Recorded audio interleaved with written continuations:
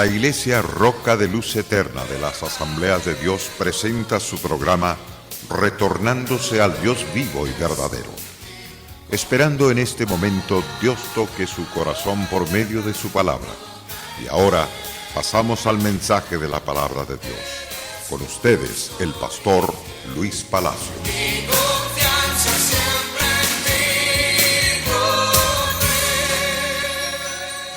El apóstol Pablo viene hablándonos acerca del rapto de la iglesia.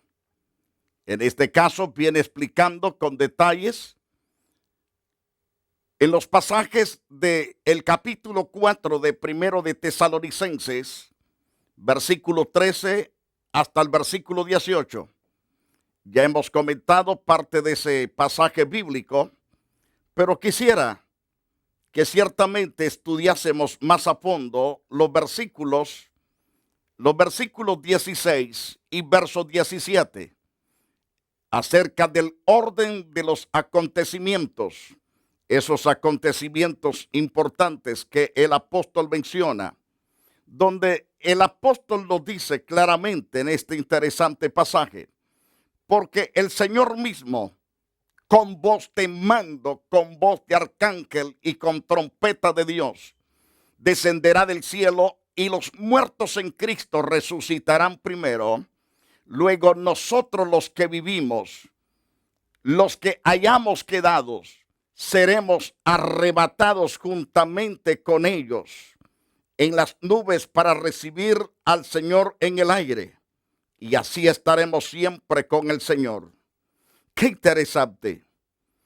Pero notemos que el Señor viene con voz de mando. Viene ciertamente con voz de mando, con voz de autoridad.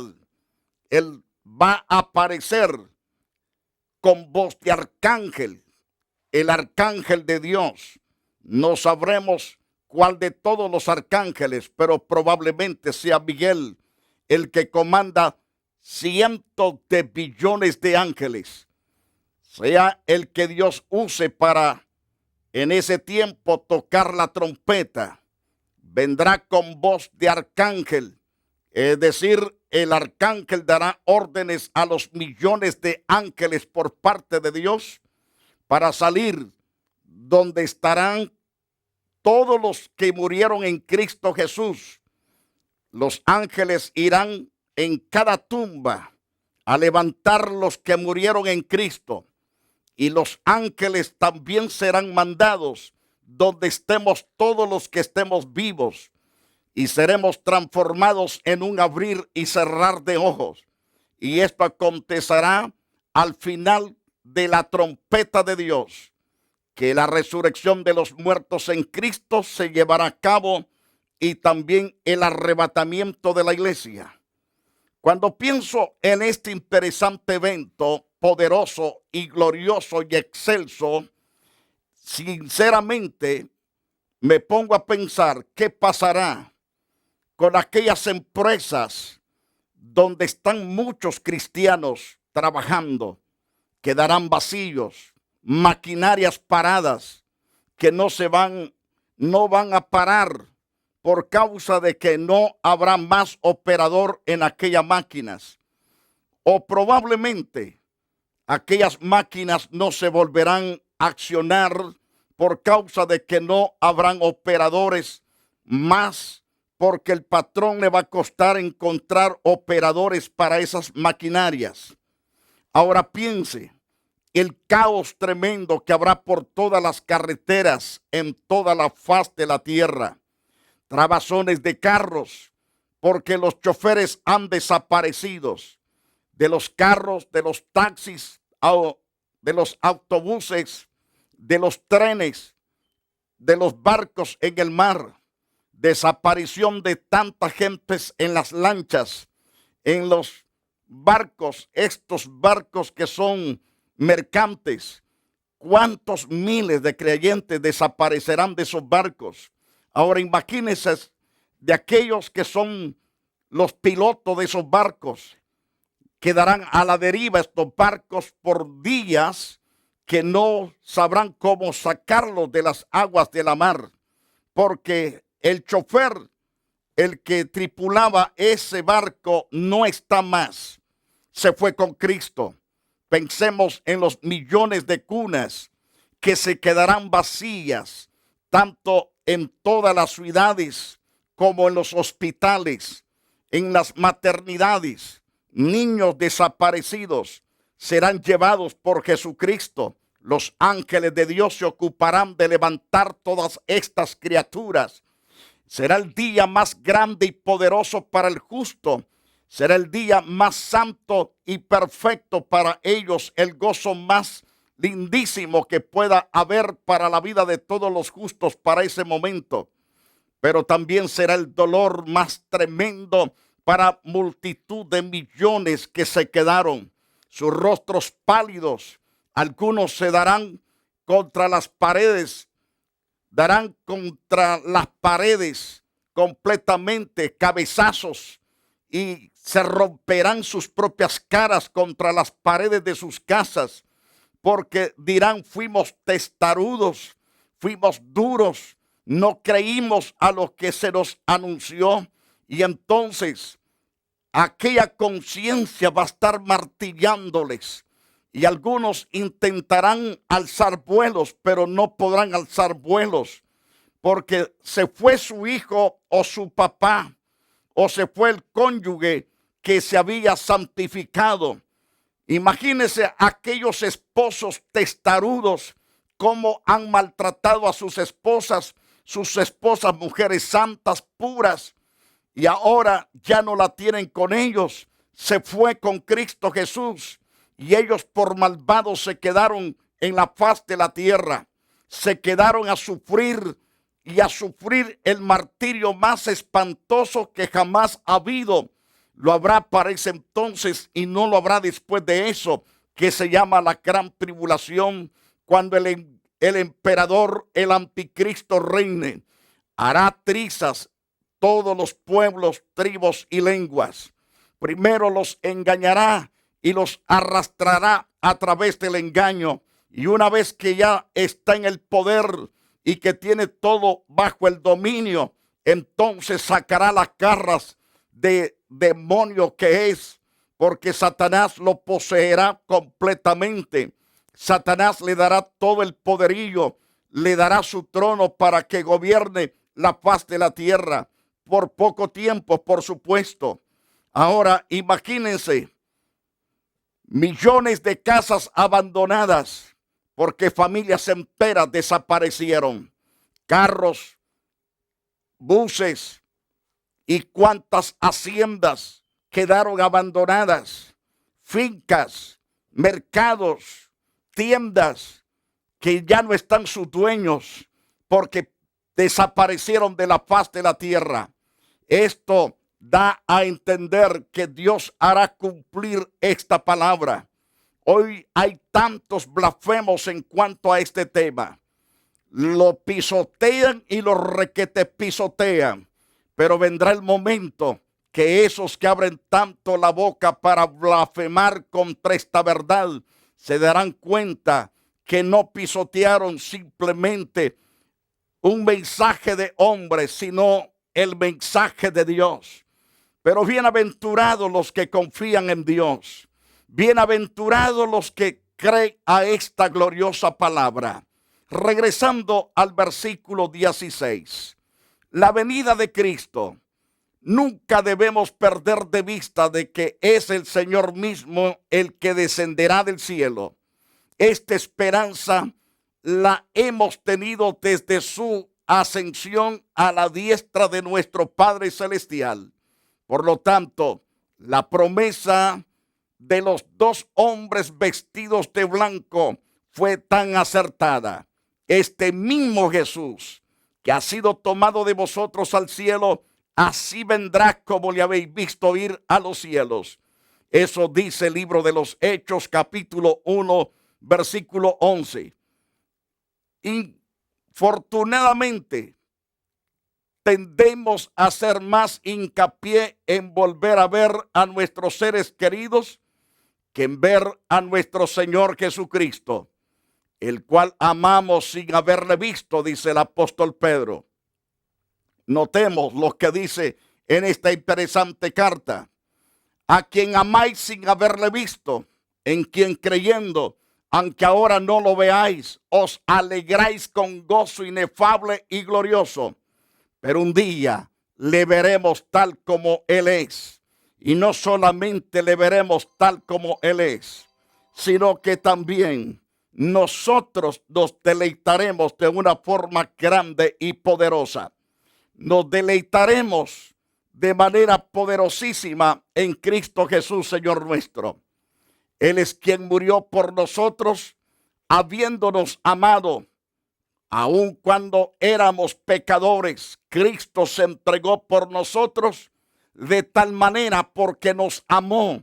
Y ahora nos ha dado la promesa que Él viene para nosotros. Es decir, viene por nosotros. A Él le debemos todo lo que somos por su gracia. Debemos amar también su venida y anhelar el momento glorioso en que le veremos con nuestros propios ojos. La corona de la justicia se dará a todos los que aman su venida. Nos dice Pablo en 2 de Timoteo capítulo 4 versículo 8. Por ejemplo, por lo demás me está guardada la corona de justicia, la cual me dará el Señor juez justo en aquel día, y no solo a mí, sino también a todos los que aman su venida. Si usted ama la venida de Cristo, crea que también será coronado con esa corona de justicia. Por lo tanto, unámonos hermanos a los creyentes de Tesalonicenses en esperar de los cielos a su Hijo Jesús. Así como dice primero de Tesalonicenses en el capítulo 1, versículo 10. La reunión con los creyentes muertos será especial. Pero qué gozo el nuestro de ver a Cristo primero. Miraremos a Cristo, nos deleitaremos en Cristo y después vamos a abrazarnos con mucha alegría con todos aquellos familiares y con todos aquellos hermanos que hemos conocido, ya sea por televisión o que nos conocimos en alguna congregación. Nos miraremos, nos abrazaremos y diremos, valió la pena habernos consagrado al Dios vivo y verdadero. Ahora, ¿cómo aparecerá el Señor? Con voz de mando, así dice las Escrituras, con voz de mando, según el verso 16. No se sabe si esa voz provendrá de Él o de un ángel. Lo que sí es cierto es que su venida será acompañada de una voz de mando. La expresión que se usa en griego es un término militar. Puede referirse a la orden dada por un oficial a sus soldados. En este caso, ya sea que venga directamente de la voz del Señor o de uno de sus subordinados, es una orden que proviene de nuestro jefe supremo para despertarnos a que esperemos su venida. Seguramente esa voz se oirá por todo el mundo. ¿Quiénes la escucharán? Todos los que tengamos oídos afinados por el Espíritu de Dios. Quiero decirte una experiencia que tuve allá por el 1992. Estaba en esa ocasión durmiendo de canto hacia la pared. De presto sentí que alguien tocó mi hombro izquierdo, y me puse en la posición boca arriba y me acosté así boca arriba. Le dije, Señor, yo quiero estar contigo. Y de presto me llamó el Señor con voz de trueno, un trueno que se puede escuchar a muchas millas de distancia. Era un trueno espantoso. Me llamó por mis dos nombres y por mi apellido materno. Mi esposa a la par, ella no escuchó los tres truenos donde el Señor me llamó por mis dos nombres y mi apellido materno. Y entonces me dijo: Luis Antonio Palacios, no temas, tú entrarás con Jesucristo su Hijo al reino del amado Padre Celestial. Y entonces me lo repitió 3 veces en voz de trueno. Lo que quiero decir, que mi esposa, estando a la par, no pudo escuchar esos truenos tan tronantes. Así será en el día del rapto de la iglesia. Aunque tú estés al lado de uno que está bien consagrado, no escucharás esa voz. La escucharán aquellos que están bien preparados. Y así como te lo digo con toda certeza, así será. Entonces, Jesús viene con voz de mando que se oirá por todo el mundo cristiano. Ese día, entonces lo escucharemos todos los que estemos listos para su gloria y para su honra. Viene con voz de arcángel, según el verso 16. Recuerde que estamos en la primera carta a los Tesalonicenses, capítulo 4, verso 16. Jesús viene con voz de arcángel. La Biblia únicamente menciona a un arcángel, Miguel. Según Judas, en el capítulo 1, verso 9, se menciona ahí contiendando en este caso contra el diablo que quiere levantar el cuerpo de Moisés. Y entonces lo vemos a la luz de las Santas Escrituras, que nos dice la palabra de Dios. Pero cuando el arcángel Miguel contendía con el diablo, disputando con él por el cuerpo de Moisés, no se atrevió a proferir juicio de maldición contra él, sino que dijo: el Señor te reprenda. En el libro de Daniel, capítulo 12, se menciona también. Y en Apocalipsis, capítulo 12, se vuelve a mencionar. Ahora bien, pero eso no indica dogmáticamente que no hay otros. El artículo de primero de Tesalonicenses, capítulo 4, verso 16, es indefinido, mientras que Judas 9 es definido, dando lugar a la posibilidad de que no sea Miguel el que se menciona en el capítulo 4, versículo 16. No podemos ser dogmáticos cuando la Biblia no aclara una cosa. Ahora, lo que es cierto es que será una voz de arcángel que también se oirá por todo el mundo, la cual anunciará la llegada de nuestro Cristo en el aire. Ese día será lo más impactante, lo más precioso para la iglesia que está en todas partes del mundo.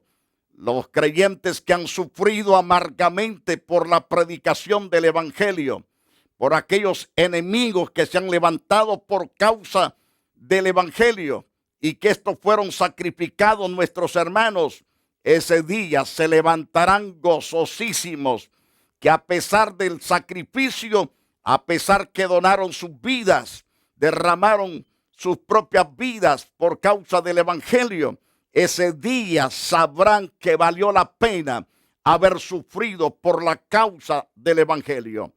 Entonces, Jesús nuestro Salvador viene con trompeta de Dios, según el verso 16.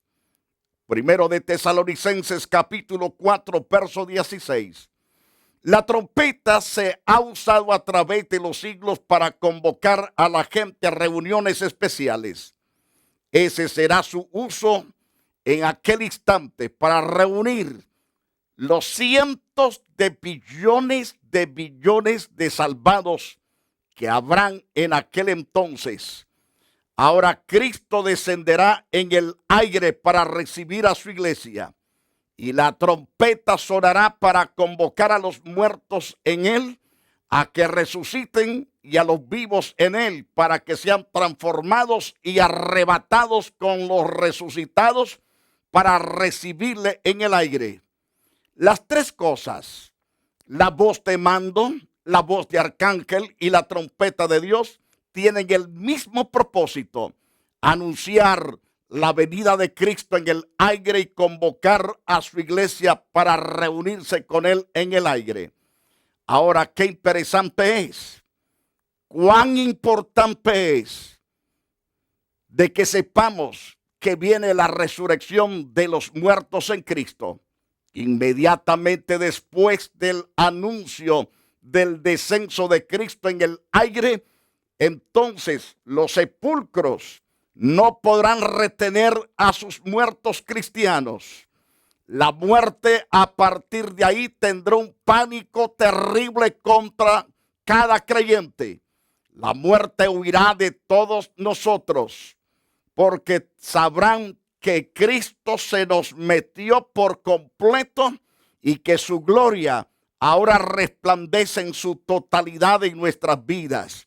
Nuestros cuerpos serán altamente gloriosos, exentos de toda clase de pecado y de toda contaminación. Seremos gentes incorruptibles y gentes inmortales para la gloria de nuestro Salvador Jesucristo.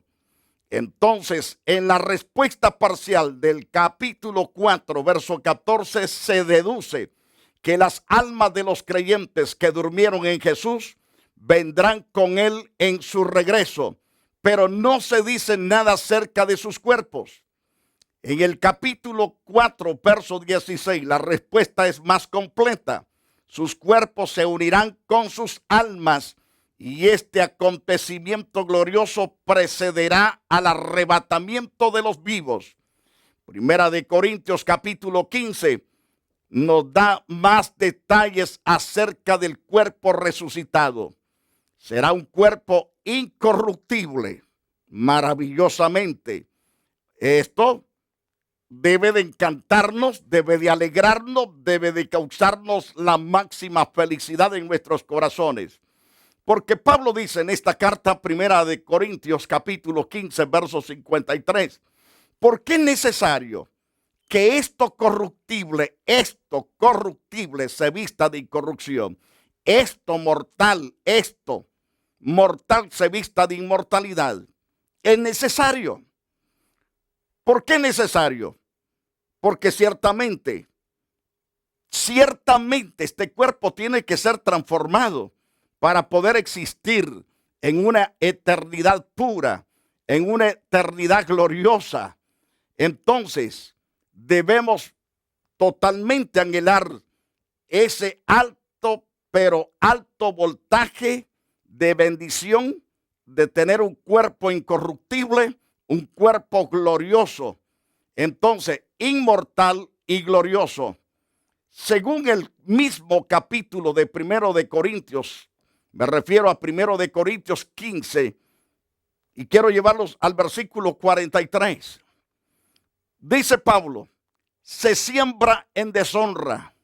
Cuando uno muere, uno tiene, la gente que nos va a ver cuando estamos muertos, nos tiene asco. Por supuesto que no todos. Hay ciertos familiares que tocan los cadáveres de su familia, los soba, pero en el caso mío, sinceramente, no me gusta tocar cadáveres, nunca lo he hecho, a menos que me obliguen a levantar algún cadáver, pero al contrario no los toco. ¿Por qué? Porque está en deshonra, en el sentido pues ya perdió su figura normal que tenía. Entonces, se siembra en deshonra, pero resucitará en gloria. ¿Qué diferencia? Se siembra en deshonra, pero se va a levantar en gloria. Aleluya. Se siembra en debilidad. Ya no se puede valer por sí mismo. Se puede golpear, se puede somatar contra el suelo, se puede tirar y ya no dice nada. Entonces está en una tremenda debilidad. Ya no se vale por sí mismo, pero va a resucitar con poder, dice el pasaje 43. Se siembra en deshonra, resucitará en gloria, se siembra en divinidad y resucitará en poder. Ahora, Pablo continúa ahora en otra carta. Por ejemplo, en Filipenses, en el capítulo 3. Me encanta ese capítulo 3, versículo 20 y verso 21. Dice, mas nuestra ciudadanía está en los cielos, de donde también esperamos al Salvador, al Señor Jesucristo. Es decir, mi acta de nacimiento está sentada en la alcaldía celestial de todos los que hemos creído en Jesús, que ya fuimos lavados, comprados con la sangre de Cristo y que tenemos a Jesús morando en nosotros. Dios el Padre, su Espíritu morando en nosotros. Entonces, nuestra ciudadanía está en los cielos, de donde también esperamos al Señor Jesucristo, el cual transformará el cuerpo de nuestra humillación, el cuerpo de la humillación nuestra, para que sea semejante al cuerpo de la gloria suya, por el cual puede también sujetar a sí mismo todas las cosas. Note lo que va a hacer el Señor.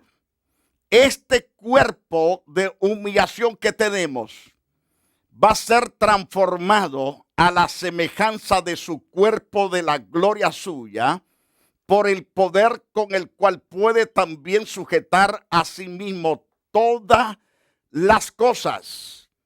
Qué privilegio más grande del creyente en Cristo en el tiempo final. Debemos decirle, Señor, guarda mi corazón. ¿Ok?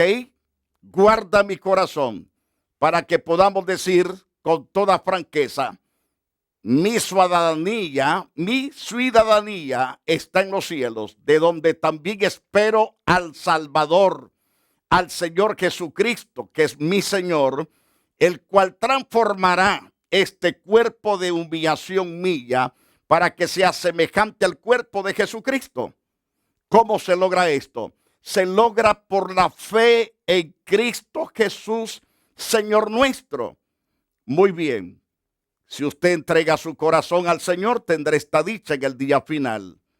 Padre glorioso, hago hoy este clamor en el favor de aquellos que han sido sacudidos con esta palabra y que se humillan delante de ti, Señor, en un gran arrepentimiento. Perdónalos y sálvalos de sus pecados. Sálvalos de manera sobrenatural, oh Dios. Que ninguna fuerza de pecado, ningún demonio, ni las puertas del infierno prevalezcan jamás contra de ellos. Te doy gracias, Padre, en el nombre de Jesús de Nazaret.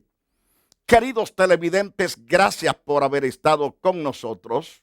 Apreciamos con todo nuestro ser que usted haya estado aprendiendo estas lindas verdades con su servidor. La Iglesia Roca de Luz Eterna de las Asambleas de Dios y su pastor Luis Antonio Palacios presentaron su programa Retornándose al Dios vivo y verdadero. Nos gustaría conocerlos.